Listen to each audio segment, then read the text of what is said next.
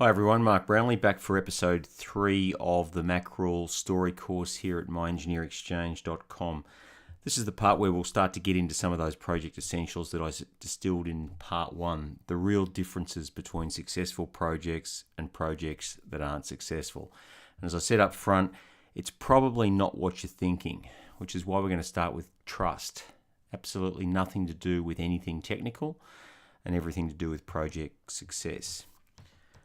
Before we do that, one of the things I just wanted to do is quickly revisit the approach that we're taking. On the left is the traditional Deming cycle, where we typically see, based on consulting research, less than 20% of CEOs are happy with their project or strategy implementation.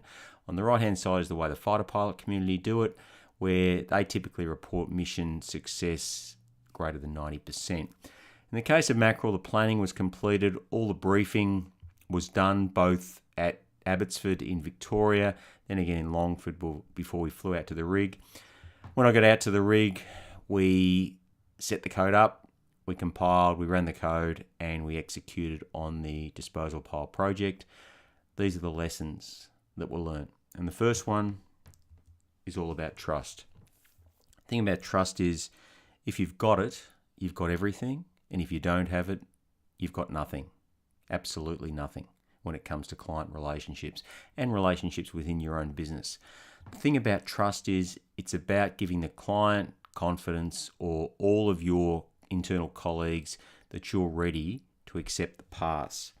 And the thing I've mentioned about trust already is that it's binary. It's a concept very familiar to all engineers. It's a 1 or a 0. You've either got trust or you haven't got trust. And as a young engineer, building trust is something that you should be focused on absolutely from the get-go. It will be the pillar or the foundation of a very successful career. The way I think about it is really like a bank account. Now, in my particular case, I bank with ANZ, you may not. It doesn't really matter. But either way, you've got a trust account. And when you start to make commitments and deliver on those commitments for clients or your colleagues internally within the business, you start to accrue credits. And it's just like putting money into a bank or any other form of investment. The more you get on and do what you say you're going to do, the more your trust account starts to grow. And the dividends are starting to be paid back over time in kind. So just think of trust as investing in an account. The more trust you build, the more that your account fills up. And when things don't go right, sometimes you're going to have to draw down on that account. And I can tell you now, in your career, things aren't going to go right. Let's have a bit of a look at that in some more technical detail, a 2x2 matrix, which you'll become very familiar with in the world of work. This is how I characterize trust. It's along 2 dimensions. One is commitment and the other is fulfillment. So let's go to the bottom left-hand corner. If you don't make any commitments and you never fulfill them, and you can't fulfill commitments you don't make, you're what I call a destroyer of trust. Let's head over to the right-hand side. Let's say you make a lot of commitments, and I've worked with a lot of people in this category. You make a lot of commitments and you deliver on basically none of them, or a couple maybe sometimes. Then you're a scammer. What you're trying to do is put it over people. You'll keep promising the world and delivering not much. And your career isn't going to go very far. Top left-hand corner, what I call a gunner. So this time, you're getting some things done over time. Things are happening. You're producing documentation, designs. There's a system of maintenance that you've developed. You're doing something, but you're not making any commitments. So these things can take a long, long time. You might get around to them eventually. Then you're a gunner. It's going to happen one day, maybe. The top right-hand corner is where I want all young professional engineers to be. A keeper. This time you're making commitments and you're fulfilling them. And that is absolutely fundamental to career success. You want to be a keeper. As I said, when you've got trust, you've got everything. But it's binary. You either have it or you don't have it. There are no degrees of trust. You don't sort of trust someone. You do or you don't. And you want to be a keeper. When I think about Mackerel, one of the things that comes to mind is the commitment that I gave to Dave before we even got out onto the rig, and that was that I could do my job in 36 hours. As I mentioned in part 2, I didn't really have a choice. The rig was shut down and we just had to get this project up and running. So the commitment I gave is that it was 36 hours. And I was giving a personal commitment, but I was also giving a commitment on behalf of Honeywell. As I said, the project team basically consisted of me. So if I let myself down, I was letting Honeywell down as well. The point about that is the planning needed to begin well in advance. I had plenty of flex and plenty of time before I made the trip out to the rig. But once I got on Mackerel, I only had that 36-hour window. So the planning had to be adjusted to allow me to write the code, compile, test before we flew out to install. And it always reminded me of once commitments are given, there's only one thing left to do, and that is do what you say you're going to do.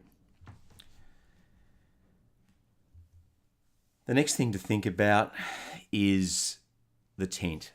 What's the tent? The tent's where you bring clients. You bring clients into your tent. It's your tent. It's where your posse is. It's where your team is. And it's something that a lot of people actually forget. One of the things that happened with the Mackerel project is while I was cutting the code back in Abbotsford in Victoria, which is where the Honeywell office was, we were having a lot of problems compiling in those early days. And it was something that was really frustrating. And it went on and on. I've introduced you to King, who was in the software center, who I used to refine and build greater efficiency into the code. But it's one of the things that I wanted to share with Dave. I had this intuition that if he knew what challenges we were experiencing, even though the problems weren't his, they were mine, he could understand where we actually were. I wasn't looking for sympathy, but what I did want him to understand is what was occurring. And by becoming vulnerable, by sharing some of those challenges that we were having, trust starts to build. It's like any human condition. Once you bring someone into your confidence and you share the good news and the bad news, then you will find that that trust starts to build. And as I said, that happens over time. And it's critically important that all engineers, particularly the profession of engineering, act ethically and with integrity at all times. The other thing, of course, about Mackerel is I had to get down to Longford to jump on the chopper and fly out. And the condition that was set for me by Dave when we had our last call before I made my way down to Sale, which is where the SOBHP headquarters were, and that was adjacent to Longford, the heliport, I remember it absolutely crystal clear. Dave said to me, unless you can sort this out, unless you can fix this, unless you can make this happen, I do not want you on the rig. You have to be able to deliver. Which means all the sharing about troubles with compiling code were now irrelevant. It was simply came down to me and my ability and my confidence in getting the job done. So he wanted a commitment from me, and I gave him that commitment. The problem with giving someone a commitment, you then have to deliver on it. So I knew that Honeywell's reputation, but even more importantly than that, my own, depended on me delivering on the commitment that I'd given. Because in business, what you'll find is your reputation is everything. And it's binary. You've either got one or you don't. And sometimes it's a good one, and sometimes it's a not so good one. So trust is something that you will need to succeed in every single project. It's something I built with Dave on the Mackerel job, not when I got out onto the rig, but long before that when the planning started and those initial conversations and the discussions around the functional and the technical requirements were had.